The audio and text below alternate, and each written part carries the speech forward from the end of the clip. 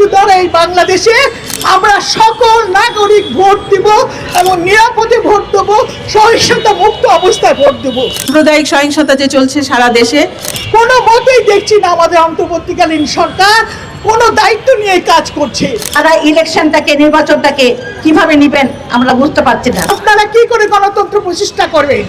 আপনারা কি করে মানুষের উপকার করবে, মানুষের পাশে দাঁড়াবে?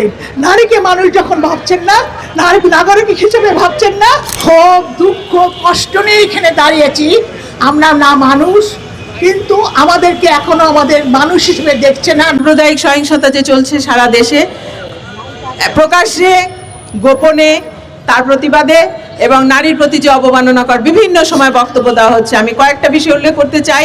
আপনারা দেখেছেন যে প্রথমে আমাদেরকে বলা হলো, নারীদেরকে বলা হলো যে তাদের কর্মঘণ্টা কমিয়ে দেওয়া হবে। কোনো নারী গোষ্ঠী বা কোনো নারী দল থেকে কোনো রকম দাবি তোলা হয়নি, প্রকাশ্যে একটা অপকৌশল করা হলো। কেউ কোনো নারী কোনোদিনও বলেনি তার কর্মঘণ্টা কমানোর জন্য। এরপরে বলা হলো যে নারী কখনো প্রধানমন্ত্রী হতে পারবে না, পারে না, তাদের দলের কোনো কৌশল নাই। একটি দল না, অনেকগুলো দলই যখনই কোনো তারা সংকটে পড়ে তখনই যেন নারী পুরুষের সমতা ভুলে যায়, তখনই যেন নারী পুরুষের আর সমতা থাকে না, নারীর অগ্রগতি থাকে না। আমরা এখন পর্যন্ত আমরা প্রকাশ্যে নারী পুরুষের সমতা এবং মুক্তিযুদ্ধর যে আমাদের চেতনা ছিল, সেই চেতনা এইভাবে কোনো রাজনৈতিক ইস্তেহার এখনো আমরা দেখিনি, যে রাজনৈতিক ইস্তেহারের উপর ভরসা করে আমরা মনে করতে পারি যে আগামী দেশটা নারী পুরুষের সমতায়, সকল মানুষের সমতায় এবং সাম্যে চলবে। ক্ষোভ দুঃখ কষ্ট নিয়ে এখানে দাঁড়িয়েছি আমরা। না মানুষ, কিন্তু আমাদেরকে এখনো আমাদের মানুষ হিসেবে দেখছে না। নারীকে নারী ভাবছে, নারীকে ঘরে নিয়ে যেতে চাচ্ছে, নারীকে কর্মঘণ্টা কমিয়ে দিতে চাচ্ছে, নারীকে নারী বানাতে চাচ্ছে। আমরাও কিন্তু এই সমাজের নাগরিক, আর এই নাগরিক হিসাবে আমারও একটা ভোট আছে।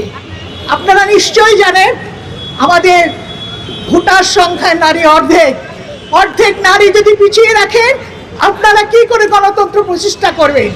আপনারা কি করে মানুষের উপকার করবে, মানুষের পাশে দাঁড়াবে?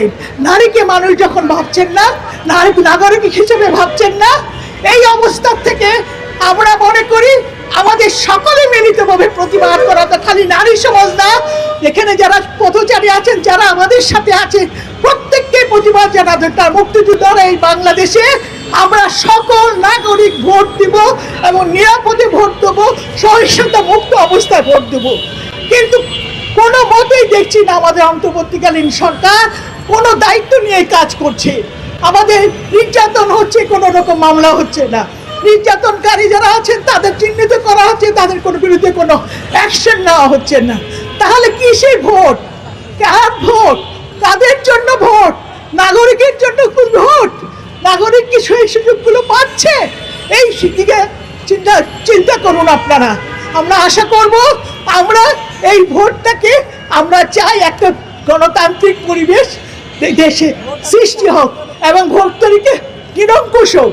সেই কারণে আমি চাই আমাদের গণতন্ত্রের পক্ষে, নারীর পক্ষে যারা থাকবে, আমরা নারীরা তাদের সাথে থাকবো। নারীর প্রতি যে সহিংসতা, আজকে আমরা দাঁড়াচ্ছি নির্বাচনের নাম, নির্বাচন রেখে এটাকে আমরা কি করছি, নারীর প্রতি সহিংসতাকে আরো বেড়ে যাচ্ছে।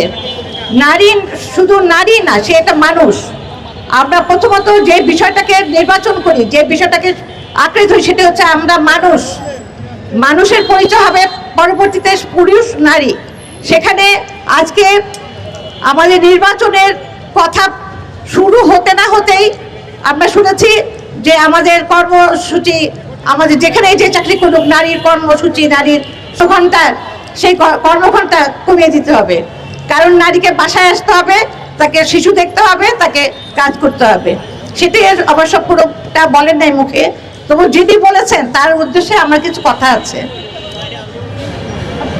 ওনার স্ত্রীর সাথে যে কথাগুলো হলো, যেগুলো শুনলাম, ভালো বলতে পারছেন, কিন্তু ঘুরে ফিরে একটা কথাই যেটা বেশ ভালোভাবে আমার মাথায় এসছে, ওনার কথা হচ্ছে যে হ্যাঁ ওরা বলুক, কিন্তু আমরা তো নারী, আমাদের তো মানতে হবে।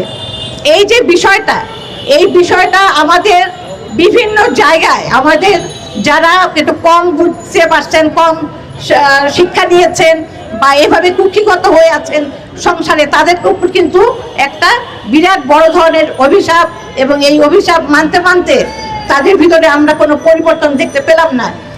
এই যে ঘটনাগুলো ঘটলো, এই যে আচরণবিধি নারী নির্যাতনের উপরে তারা আস্থা রেখে নারী নির্যাতন করার ব্যাপারে তাদের মনোবল শক্ত করে তারা ইলেকশনটাকে, নির্বাচনটাকে কিভাবে নেবেন আমরা বুঝতে পারছি না।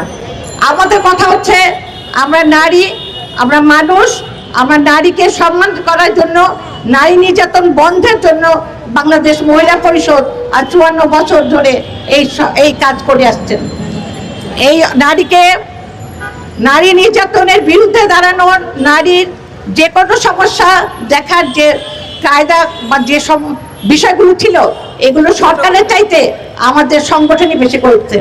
তাই আমাদের অনুরোধ থাকবে যারা আজকে এসছেন তাদের প্রচার প্রকাশনা এবং সকলের বিষয় নিয়ে আমাদের সাথে দাঁড়ান, আমরা যেন আগামী এই নির্বাচনটাকে সুষ্ঠুভাবে করার জন্য আমাদের জন্য প্রত্যেকেই আমরা সেখানে দায়িত্ব গ্রহণ করি।